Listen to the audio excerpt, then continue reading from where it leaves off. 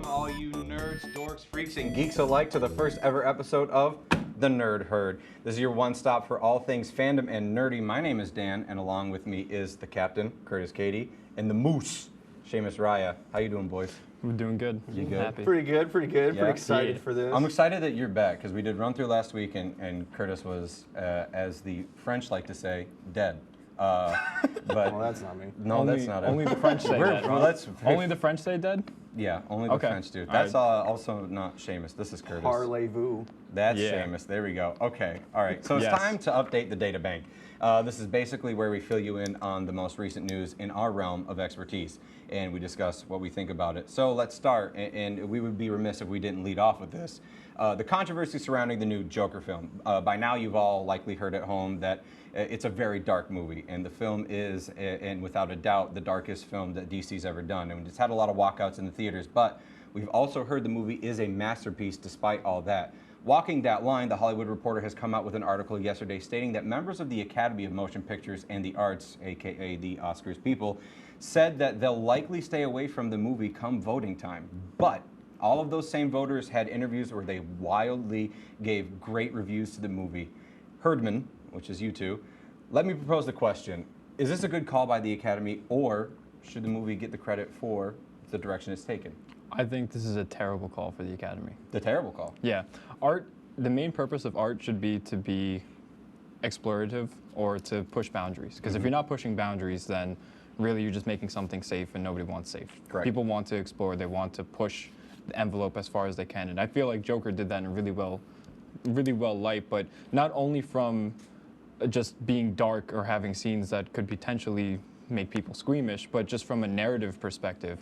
The narrative was really well told in a way that was very different from most movies. It takes more of like a Pulp Fiction, kind of like all over the place role, rather than just a very straight linear story. And I like that a lot, and I don't think that that should be lost in the Academy's eyes just because there's like one gory scene. Like obviously Tarantino makes great movies, and they're gory and they're dark, but I mean, I think you're the only person at the table who's seen it. You haven't seen it, right? I have not seen it, and I'm going to be honest with you. I don't understand how you could say it's good, but it's too dark. When the whole point of the Joker is As dark he's as it the gets. darkest villain that we have ever seen. Like, he is clinically insane, but like, oh, it's too dark. Like, he's a psychopath, Right. and that's Yeah. what the point of his character is. So to put that on film, to put that on screen with that intent and say it's too dark, like that's so like It's just weird because The ridiculous. Dark Knight was praised for how dark the portrayal was with Heath Ledger, and then to go an extra mile with this movie, you'd think that people would be like, "Congratulations on art," but now they're like,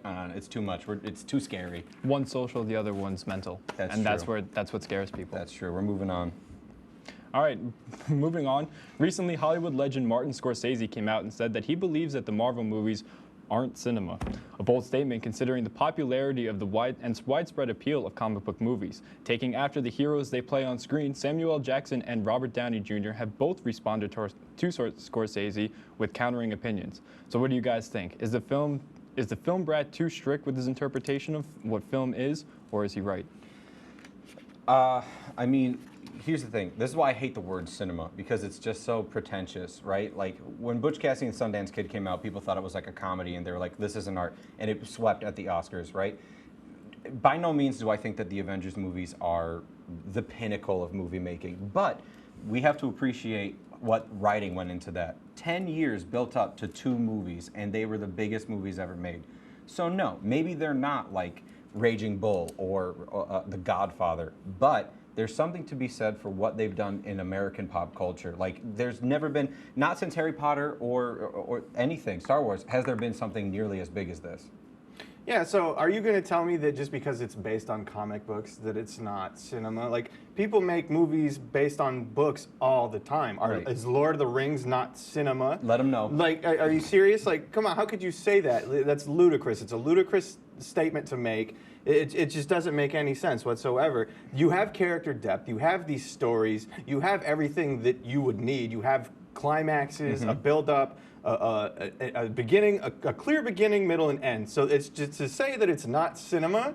You're a lying coward. By the way, by the way, all that came from a guy who doesn't watch the movies. He doesn't watch the MCU movies. That's absolutely correct. He doesn't, and that's why it's art.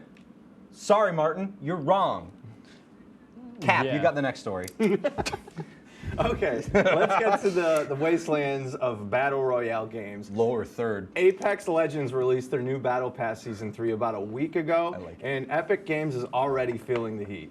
Respawn, the makers of Apex, went crazy on the update, releasing it with an entirely different and interactive map featuring lava, glacier areas, and rumors are that Epic Games is planning to implement an entirely new map as well. This would be the most recent in a long line of seemingly copycat ideas from Apex to just compete. But do you guys think Epic Games should be scared? They'd have to be in the game to be scared in the beginning. Hot takes. Apex is not that good. Most battle royales aren't. And I've played all of them. And I don't want to go off tangent too much, but like with PUBG, I chased a dude down for 40 minutes and then ran into a bathroom and he hit me with a frying pan. Like, that's not fun. And Apex, I feel like, is the same thing, where like someone will just hide behind a door and then like pop out and one hit me with a shotgun. I don't get it. It's not my cup of tea. That's fine. But like, just the amount of success that Fortnite has had versus the amount of success that Apex has had to buy, EA really isn't on the same playing field, I don't think. I mean, with these Battle Royale games, they're pretty much like monkey see, monkey do, but I mean, they all have their own unique features. And with Until Fortnite takes it. Right, and until Fortnite takes it. Exactly, that's the thing. Like Fortnite, whatever you do in your game, Fortnite is always going to come and steal your And it idea. happens instantaneously. Like the month after Apex came out, Fortnite was like, we'll have revive trucks, we'll have like different drop areas, we're gonna have like loot crates. Stop it. Epic's plagiarism. I'm a college student. I know this. You're professionals. You're getting paid. And by the way, you want to talk about microtransactions, right? Oh. Which we all hate. Respawn has them, but they don't like pigeonhole you to it. You've got to buy V-Bucks or whatever it is in Fortnite to get anything. And they're not. It doesn't do anything. It doesn't do anything. It's It terrible. does, cosmetic. but I love not buying them and having the default skin so people think I'm terrible and I'll get 10 kills in the game and they don't expect it. I It's don't even think I've fantastic. ever gotten 10 kills in Fortnite at all because I can't stand to play it for You're more not than an 10 elite minutes. gamer like me. Oh, thank Christ above. All right, coming up here on the Digital Ranch, we're going to give you all our starting lineup for our favorite characters across all mediums. Stick around. We'll be right back here waiting on the Nerd Herd. Welcome back to the Herd, you beautiful people.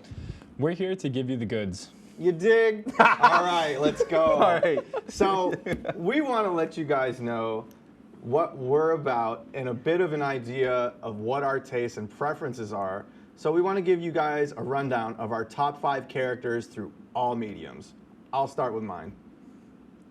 Let's flash that on screen. Yeah, what do we got? Okay, so my favorite character in a movie is Walter Sobchak from The Big Lebowski. Market Zero. Exactly. Abide by the rules. TV, I'm going with Red Foreman from That 70s Show. Video game character, I'm going with Link from The Legend of Zelda. Comic book, I'm cheating a little bit because it's a manga, but they still count. Monkey D. Luffy from One Piece. And anime, I'm going with Kurama from Yu Yu Hakusho. None of your selections, except for Link, were what I thought that they would be. Red Foreman, I had no idea. Like, I wasn't expecting that at all. I was expecting, like, something totally different. But Walter, I had a good idea, because we say Market Zero all the time. You weren't really comedy heavy, and I wasn't expecting that. I was expecting seriousness. Well, see, the thing with Walter and Red is they're both disgruntled veterans, and I definitely relate with that. So, I mean, hey, if you want to be disgruntled, but you want to bring the funny energy, I'm all for it. That's my big thing with those two. As long as you don't flash a piece on set, that's all I ask. Yeah, That's all I well, need. that's not going to happen. Luckily, I don't bring my piece to me, or a piece with me to work, so we don't have to worry about that. This is not in the rundown at all. None of this conversation that they just had about bringing a piece in, I didn't write that down. I want the FCC and I want the NSA to know that's not on me. Okay? Hey, but the silver lining is I said I'm not bringing it, so nobody has to worry. No one has to look over their shoulder. We're good. Sweet Christ. All It right. wouldn't be a nerd show if we weren't awkward. Cap, So. all right, that's your turn, Seamus. All right, so here's mine. For my top 5, number 1 for movies, I'm gonna go with Darth Vader. Obviously, he's, Darth Daddy. For TV, I'm going to go with Avatar Aang. For video games, I'm going to go with Cole McGrath from the Infamous series. For comic books, Flash, Wally West, or Barry Allen, I don't care. They're both fantastic to me. And for anime, Saitama from One Punch Man. To be honest, I fully expected Darth Vader. I completely saw that coming. I was not ready for Darth Daddy though. Don't ever do that on me. I Don't pull didn't that on expect me that ever either. again. That was interesting. Avatar is a little behind my time, but I still enjoyed it, so I respect that one. And who doesn't like Saitama? Like, That's true. It's such an amazing character. The Yeah. greatest. The whole show is so well written for an overpowered character that it's hard not to appreciate what he can do. They made him so stupid that he's basically even out to like human. You know what I mean? Yep. Like to the point where like the only scene I quote all the time from One Punch Man is the grocery store punch where he punches the killer Kron or whatever. He punches him and then he goes like, "Deal day at the grocery store." That's really, I love that so much. Or consecutive normal punches, like all that stuff. Yeah, explain your video game pick to me because I'm so unfamiliar. Okay, so Infamous was a superhero game developed by Sucker Punch Studios, the guys who made Sly Cooper and are now doing Ghost of Tsushima. And I absolutely love it. He's got electric powers, so he's basically like a Black Lightning or something like that from DC. I think I remember what you're talking about. Yeah. Yeah, and that game was, I think it like flew under the radar for a lot of people. It was not like the best game ever, but I just love the story. I love the world that they created because it's Empire City, but I've always related because I live so close to New York City, which is what it was based off, and the boroughs around it. The gameplay was a lot of fun. The powers were cool to invest in, so I loved it. Rad. All right. It's Dan time. Okay, let's do Dan's list. I'm going to start the movies off with probably my all-time favorite character, maybe period, is Indiana Jones. Love him so much. TV, I'm going to go the Man in Black from Westworld. He has an actual name, but the Man in Black is a much cooler character name. Shout out to Johnny Cash. Video game, Kratos, hands down. Comic book is Dr. Stephen Strange. And anime, I just started watching My Hero Academia with Curtis, and I fell in love with All Might right away. Like, I love that he's like a parody, but at the same time, he's very much his own character. They gave him a good dichotomy. See, this is the thing about anime that I love. They'll overpower a character, but give him a fatal flaw, or like, in All Might's case, essentially a life sentence with a disease or something that's just going to wipe him out, and it's a matter of time. So they balance All Might out really well. I love that entire anime really a lot. Yeah, All Might is a really good character. He's basically Superman if Superman wasn't vanilla trash. Yeah. And Let him know. actually That's a hot had like take. a real weakness, because like Kryptonite versus like All Might not having a stomach and like being on his deathbed, that's actually like, okay, I can get with that. The Man in Black is an extremely good character. I really appreciate that. Westworld is a pretty good show, but the Man in Black is just the icing on the cake for that show. When they do that moment, if you haven't watched it by now, but when they do that moment where they reveal who he actually is and they do like the time warp thing, bro, I was like eating cereal, like basically just threw it on the ground. Like I was like, nah, you're not allowed to do that to me. I'm devastated. It was amazing. Like that whole show. It's only going to do like a third season, which comes out and it's got Aaron Paul in it. But hot take. We're not really doing hot takes right now, but hot take. Westworld is more satisfying to me than Game of Thrones is and was. That's a really hot take. Oh I'm my just saying. goodness. I'm saying if they can close it, they can close a 3-season circle better than they closed an 8 or 7-season circle. Sorry about it. That's tough. All right. Let's get out of here. Well, we'll be right back to talk about the coolest stuff to come out of the New York City Comic-Con. Spoiler alert, not a lot. Bang. But don't you dare turn that channel, because we'll be right back, you cowards. Cowards.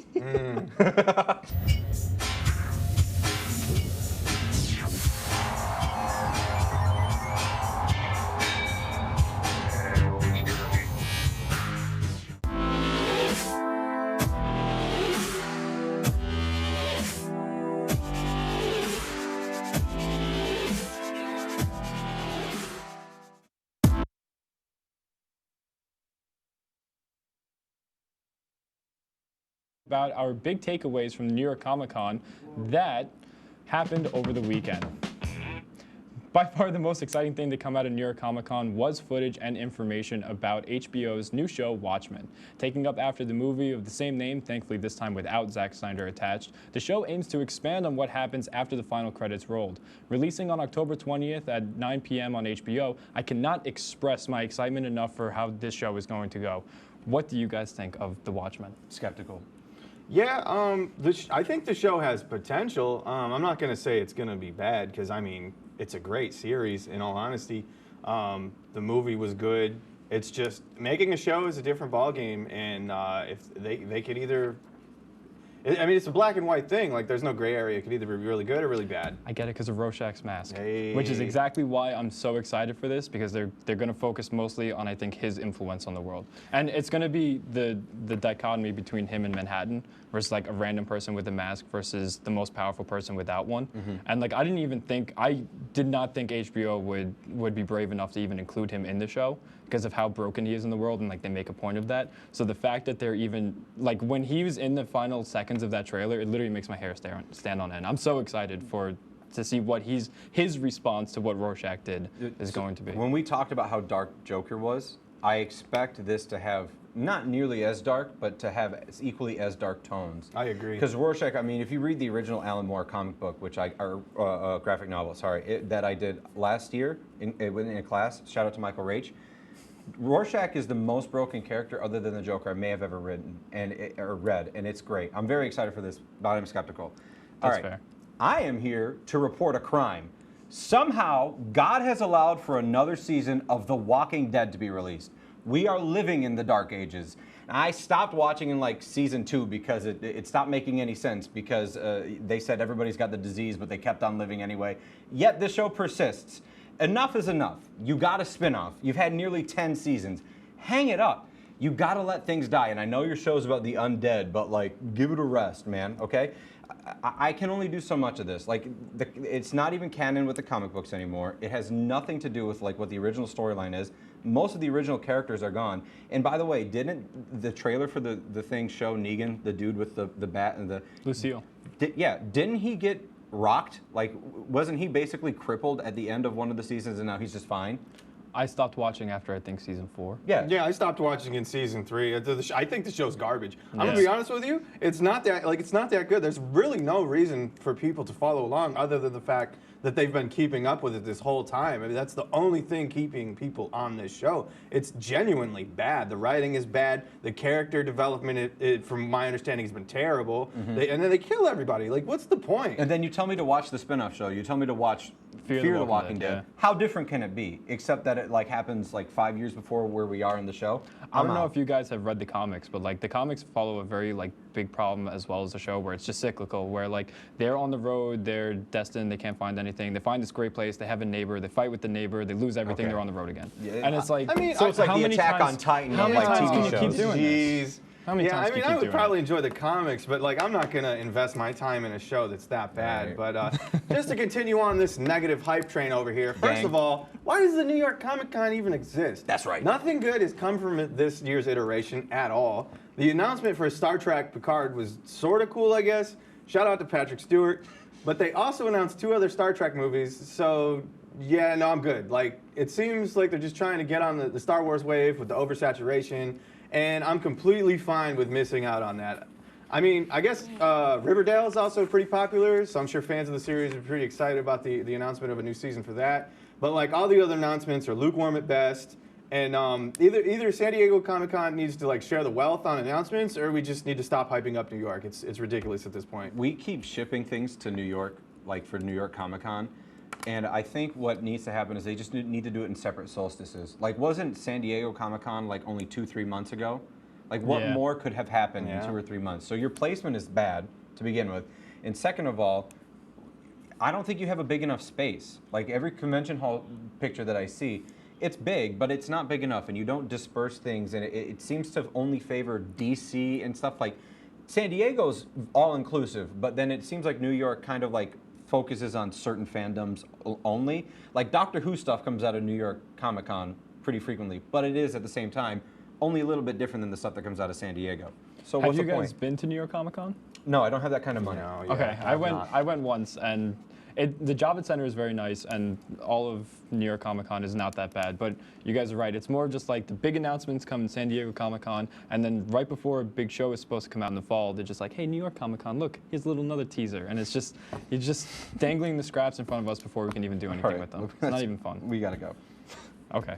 So, coming up after the break, we each get some spotlight in our segment called Final Lives. Don't go nowhere. Not a single place. Nowhere. Nah. Not one place. Bye. Nowhere. We'll break. Yeah, no.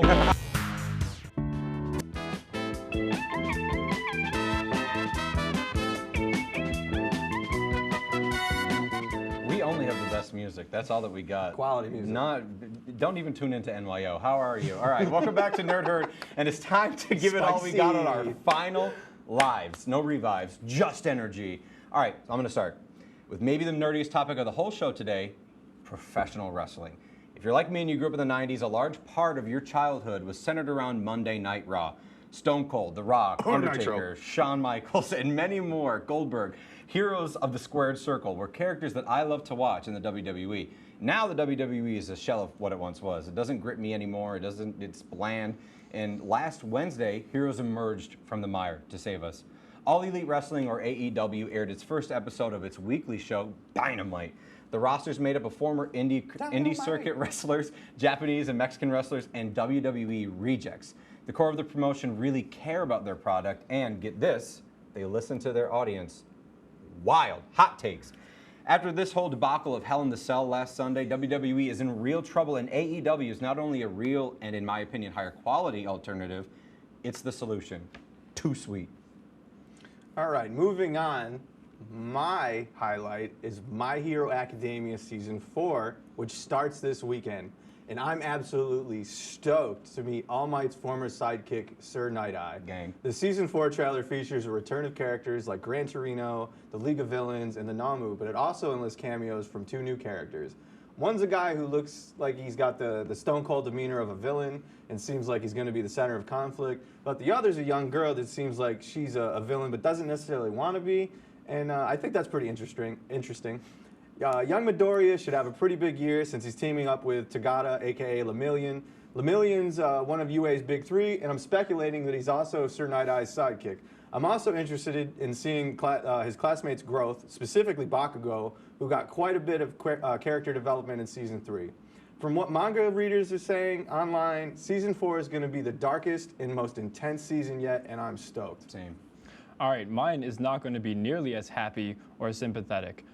For right now, my major problem in my final life is going to be the House of Mouse. And honestly, I don't even know where to begin. You're going to want to sit down for this one, because Disney, because I know how much you care about one nerd's opinion.